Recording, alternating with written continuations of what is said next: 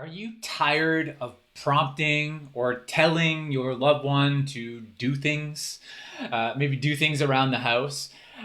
This is something that many families that I work with that are supporting their loved one to grow their independence, work on their independence, keep bumping into. And it becomes exhausting for you, tiring for you, and tiring for your loved one, and frustrating for your loved one as well. So I'm Eric Gall, and today I want to talk about the number one strategy that I've found to help motivate your loved one so that you are prompting and telling less and your loved one's taking more ownership. So, let me tell you about my experience growing my independence, and I think it might be insightful for us to talk through it so that you can understand maybe what's going on within your own family. So, as a teenager, my mom did everything for me. Okay, so she would, make all the meals, do my laundry, and I had just learned that my mom would do those things. So I developed a learned helplessness around it, right? I'd kind of learned that, well, I didn't have to do those things, and maybe that I didn't know how to do those things. So I was dependent on my mom to do those things. Now, as I got older, into those teenage years, um, even as a kid, but over time, I would be asked to do more things. Like it became, Eric's responsibility was taking the dishes out of the dishwasher, putting the dishes in the dishwasher, to cut the grass, right? To do some of those things. And in order for me to do those things, my parents would have to ask me 3 or 4 times, right? So it wasn't like, Eric, can you do this? Or me going and doing it automatically. They had to remind me, right? And maybe this is starting to resonate with you and your family situation.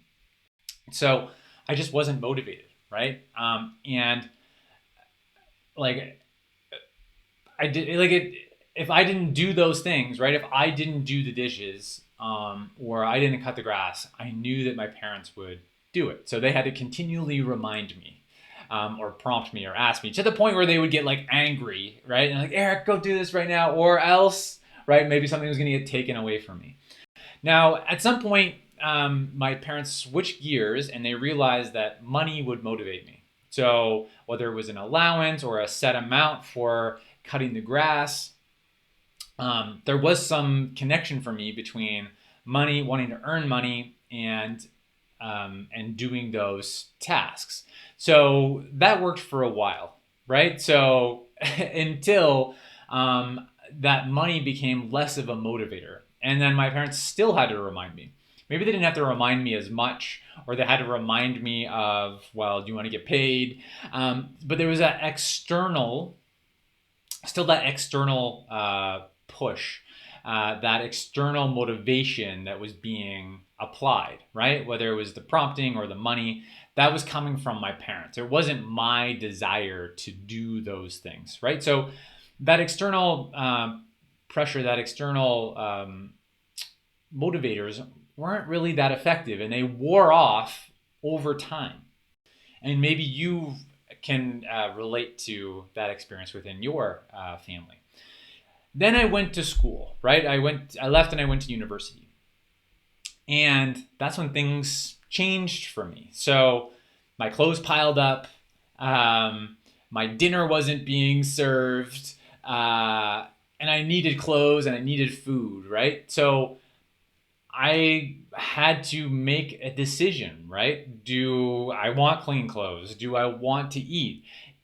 And no one was going to come save me, or no one was going to do those things for me. So I had to make a decision for myself. And that developed this internal motivation.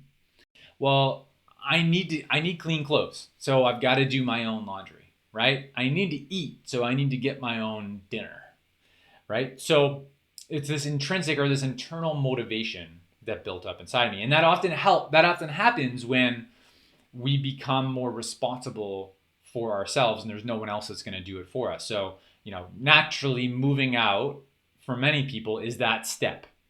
Now, when we relate that to your loved one, maybe they have moved out or they are moving out, but in most cases, where most families just aren't quite at that point yet. Maybe we're thinking about that at some point in the future, but there are ways that we can work on this now to help our loved one develop that internal motivation while they're still living at home. So a strategy on how do we do that? Okay, so there's 3 parts to it. There's partnering with our loved one, there's giving our loved one choice, and then there's consequences. Okay, so I'm just going to go over this really quickly. I am going to have an upcoming workshop where I will go into this in more depth. So it's the Growing Independence workshop, and I will go into this strategy in much more depth there. But for the purposes of this video, I just want to give you a high-level overview. So those 3 steps. So the first step is partnering.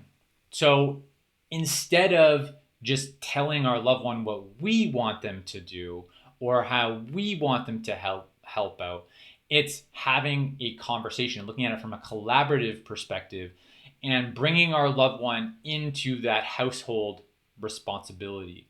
And having a conversation on, I'm really busy and, I really need some help. How might you be able to help? And bringing our loved one in, right? Versus how we often do it is telling go do the dishes, right? So a much different approach. And within that, we want to give our loved one choice.